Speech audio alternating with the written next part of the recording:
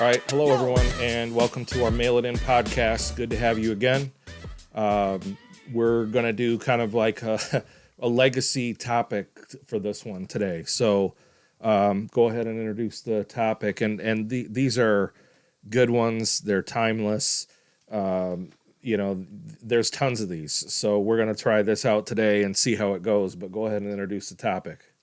So I won't have a ton to say about this topic. That's good for everyone, but go ahead. So you'll be hearing a lot of him. But who was the best quarterback of all time? And that is in the NFL, right? Not college, NFL best of all time. You could talk about either one, I suppose, but most of the time people are expecting an NFL conversation. We'll start with NFL. So what do you know? I know the debate between it's not really a debate anymore, but the Montana Brady debate. Depends who you are. Who's the best one? There's also, the little bit of the tier down. I was looking at a tier pyramid of, people ranking the quarterbacks, and it was, Brady, Montana, and then Mahomes was up there. And then you had, tier down, it was like Brett Favre, Steve Young, Roger Staubach, all those guys. But I don't know too much other than Tom Brady is the best quarterback of all time in my lifetime. But well, and yes, I mean, it does benefit. It's easier for someone like me to talk about this because I've seen a bunch of them. I mean, so I'll be interrupting you and asking you, I guess. That said, I never saw Bobby Lane play, obviously, from way back in the 50s. A quarterback? And, yeah. Oh, I was thinking Night Train Lane. Right. And so Otto Graham. Otto Graham from the Browns. Like I've seen highlights and film of him, but I never saw him play. And I think that you got to distinguish. Like it's hard to. It's like the basketball thing I was talking about. Like, Oscar Robertson was a great player, like super great player. I never saw him. Excuse me. I never saw him play. So it's hard for me to factor Oscar Robertson in, or the great Bill Russell. Like I never saw him play. So or even Wilt Chamberlain. I really never saw him play either. So it's hard to compare them. And I think you just have to have a big disclaimer for that because there's some really great players that played way back in the day. Whether it's Bednarik or even Frank Gifford was a good running back way back when. Quarterbacks. I'm just talking about players like Bronco Nagurski or even back to. He's trying to show off his knowledge of historical players. No, I have a lot of knowledge, but yeah. So I'm just saying, sort of disclaimer. Like I started watching football when probably right around 77, 78 is the first memories I have of watching the NFL. And I started, the Cowboys were on a lot, and so I started watching the Cowboys, and I liked watching, Roger Staubach. He was probably the first guy that I really not idolized, but like really watched and rooted for. And they would always play against the hated Steelers, the other team that was really dominant in the AFC with Terry Bradshaw. And so, that's kind of my reference point going forward. Obviously, and some of these guys' names are going to embarrassingly, like the Dolphins, with Bob Greasy had, he played a little bit before them, and they had their undefeated season in 72 and that sort of thing. Well, that was when I was born. So, the Packers quarterback, again, I'm going to be hunting for names here, and I should know these Aaron instantly. Rodgers? No. Brett Favre? No, the one that started in Super Bowl I, whose name I should know, but I can't recall at the moment. Good players. So I'm going to say, to me, the greatest NFL player that I watched was probably quarterback. Okay, quarterback. The greatest NFL quarterback that I watched was probably, Joe Montana. For most of my life, like he was a guy that could make things happen. He played on a good team. He played in a new offense. The team benefited him. He had some great talent around him, but he just delivered, and he was probably the best quarterback that I watched. You know, He's a Notre Dame guy, so right, watching Tom Brady no come bias up, there. and I thought Brady was a good player. I kind of have this thing where I get sick of the same teams winning all the time. So I got to be honest, like, and especially at the time, like they had kind of that game in 2001, I think, where the Raiders choked and they had that bad fumble call. Like that really didn't make me happy because at the time I was a Raiders fan, and Whose jersey do you have? What's that guy's jersey? What's his name? I have the jersey of Lester Hayes, Lester Hayes. who was a cornerback for the Raiders in the late 70s and early 80s. Sitting in a box in his closet. It better be somewhere still there. Why don't you put it? Why don't you frame I'll it? have to. I'm not gonna frame it. Why would I frame it? Why wouldn't you frame it? Why can't I wear it? You haven't worn it probably. I haven't ever. seen it. My wife doesn't exactly keep it out for me to put on. You but would never. Would you wear it on this podcast? Sure. No. Okay. Why would I You not? would expect. He will be wearing in the next episode Lester Hayes Oakland Raiders jersey. I gotta find it. But anyway, I lost my train of thought. But okay, so I kind of I had a bias against Tom Brady. Like I didn't really like him and all the success that he had. I coupled with the whole like I don't love the same team winning all the time.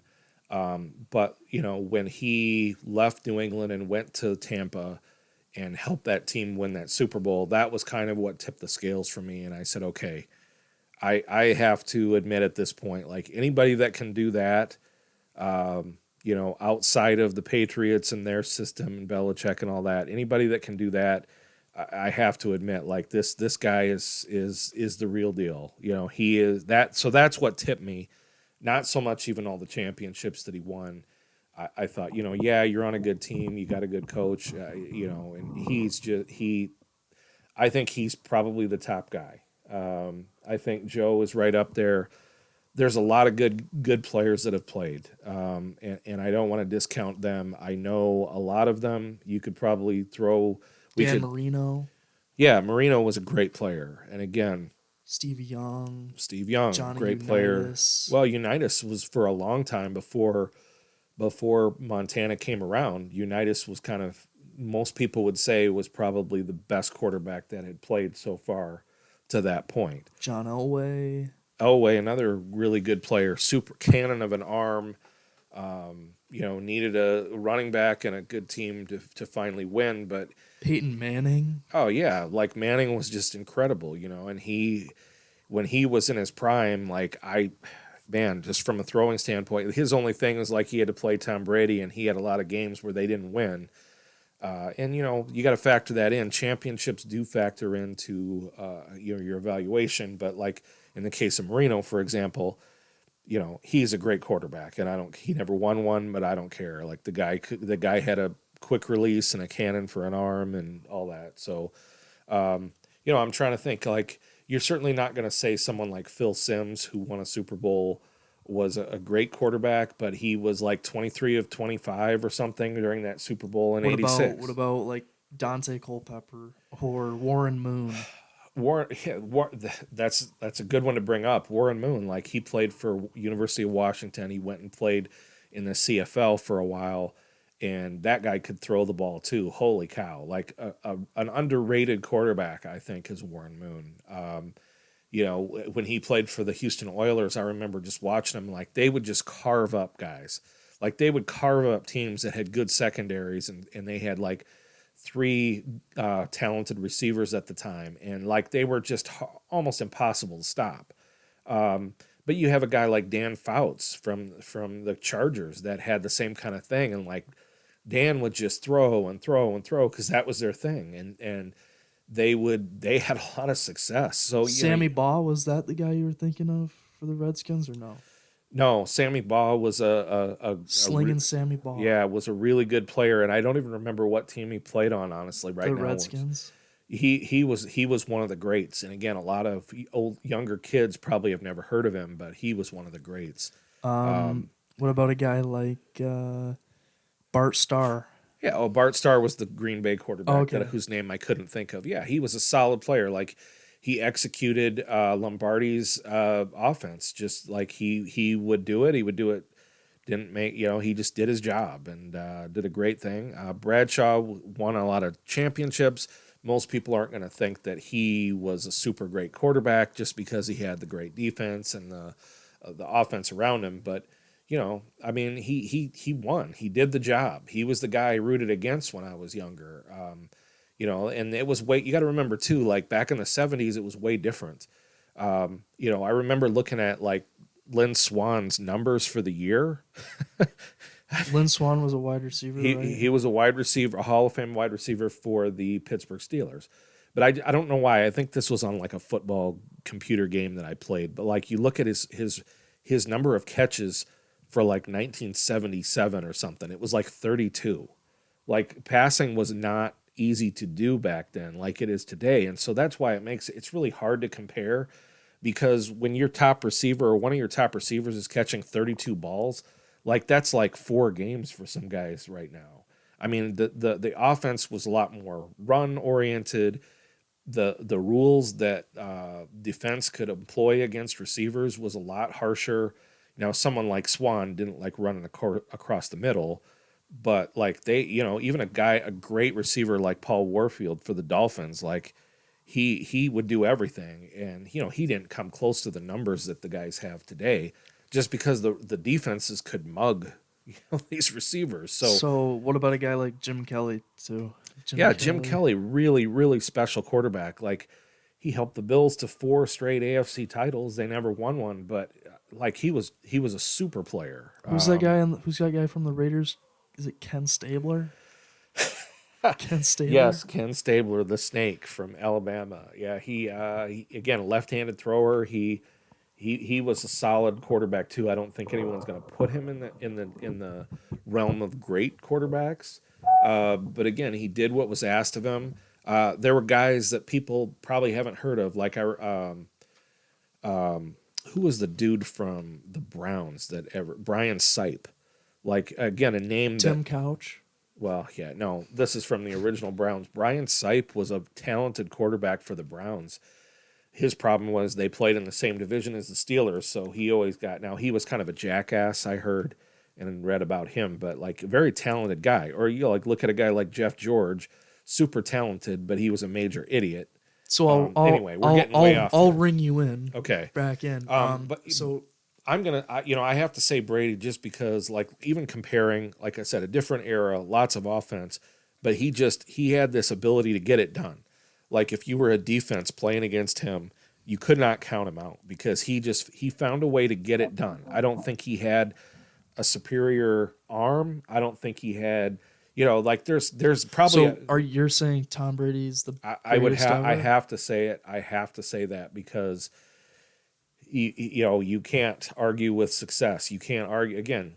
There are guys that you can find that probably do something that a quarterback does better than him. But as far as the total package, as far as the mental, as far as like lifting his team, getting it done in the clutch, I have to go with him. Second place, I would say Joe Montana, just because Joe did it kind of the same thing. Who's your third? Oh boy, that is a really tough one. Who's my You have all the third? old school players, and then you have guys like Patrick Mahomes and I'm not, Aaron and so Rodgers. like I'm not ready to put Mahomes in any kind of category yet, and it's hard to do that with a guy that's still playing because, and I know Brady, well, he just is done this, but it's hard to do that with Mahomes because he doesn't have a lot of, track. You have to do it over time to be the greatest quarterback ever. You have to be able. It's not just a 1 or 2 season thing. So I'm holding off on Mahomes. I mean, he He's obviously been to looks three good. Super Bowls. Yeah, he looks good. He's on his way. He could end up being one of the best. I like the fact that he plays through it. He wants to win. Like you can tell, like he has a passion for what he's doing.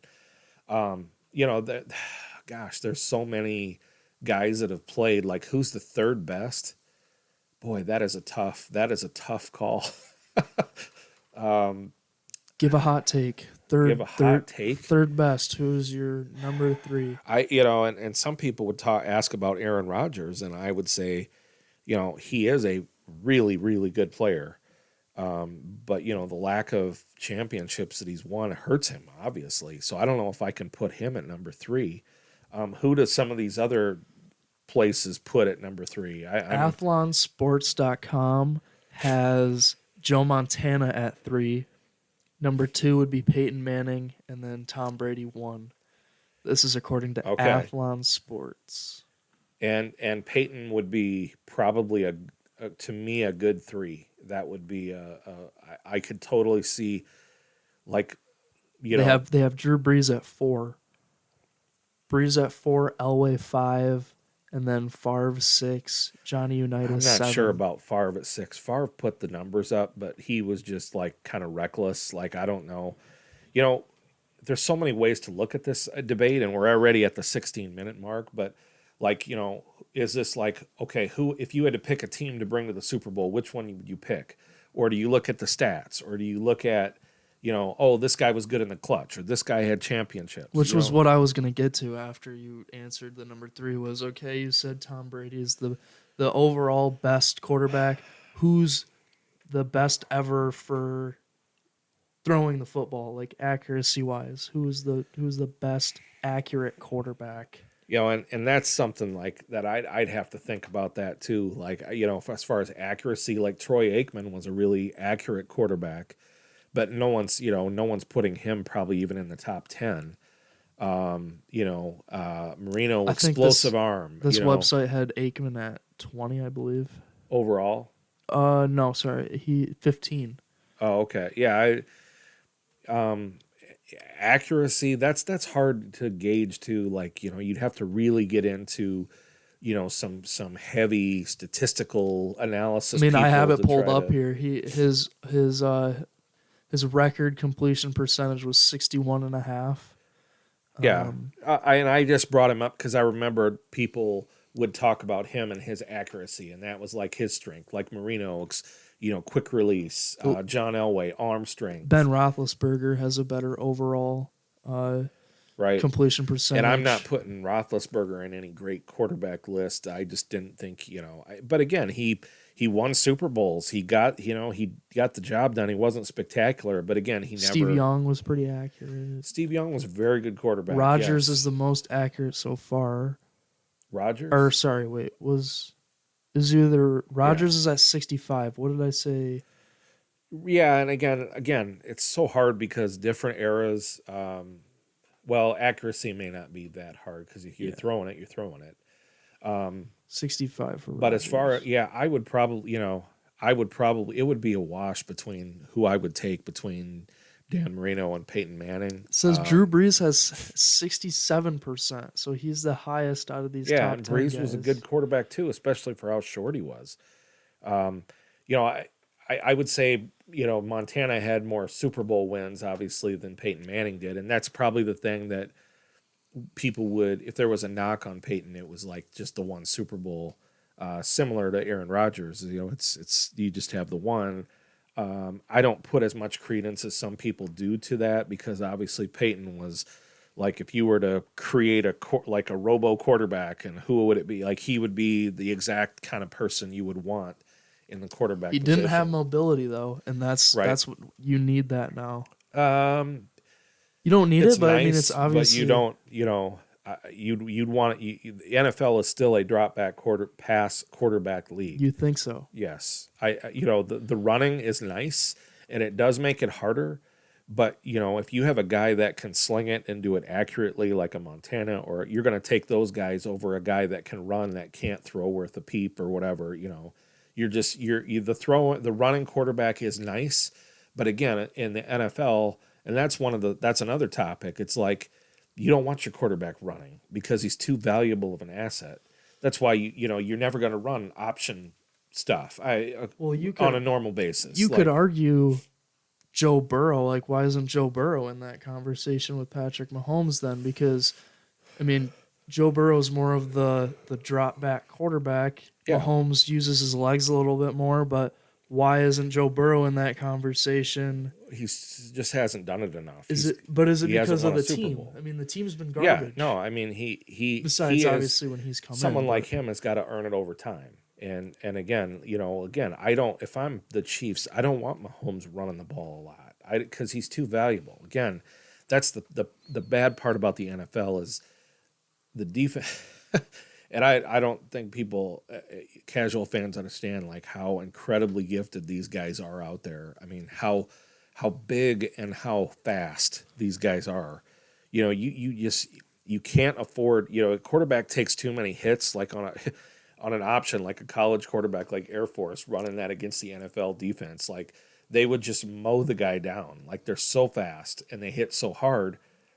It's unfortunate because in some ways that's why I like college ball better, because it's a little more of a true football thing. Like I love watching Air Force's triple option, and not everyone likes it. But I at the same time, like, I hate the wing T and those old offenses that are based on simplicity and deception and all that crap. I really hate that. That's another probably topic, but I that's one of the reasons I think why I do like college, is because you can do some of those things, and your quarterback can run, and you can be a little more than just a guy that hands the ball off and passes and that kind of stuff. But the NFL is what it is, and so yeah, wrapping it up. Then you said Tom Brady at 1. You said Montana 2. You said Manning yes. 3. And again, it doesn't mean that I think any of those guys suck, obviously, because they're all unbelievable. 4. I guess to ruffle some feathers, I'll say my top 3 would be. I'd have to put obvious Brady at 1. I'll put Ruffle. number 2. Aaron Rodgers. I'm gonna put at number 2. John Elway. I'm gonna put. Tim Couch. Is it bad if I put Dan Marino at 2? You can do whatever you want. Dan Marino at 2. I mean, And then Montana 3. what is your Dan Marino thing? I didn't know that you. I don't. Looking kind of quickly looking at his. Dan was a great quarterback, and I think Dan's thing was he never really had a great running game to go with him passing. But then at the same time, like, if they ran the ball all the time, he probably wouldn't have liked it either, because he wanted to unleash. He never won a Super Bowl. He played in one is- Super Bowl. That's always going to be the rip on Dan, but he was a really, really good player. Don't forget Fran Tarkenton too, the king of the scramble. The guy that would run all over the place. But I'll ruffle some feathers. The original I'll go quarterback with legs. Brady, Marino, Montana. So thank you guys for watching. If you enjoyed, please leave a like, comment. Or tell us your top 3 or whatever, for sure. And if you enjoyed this video, subscribe. We will talk to you later.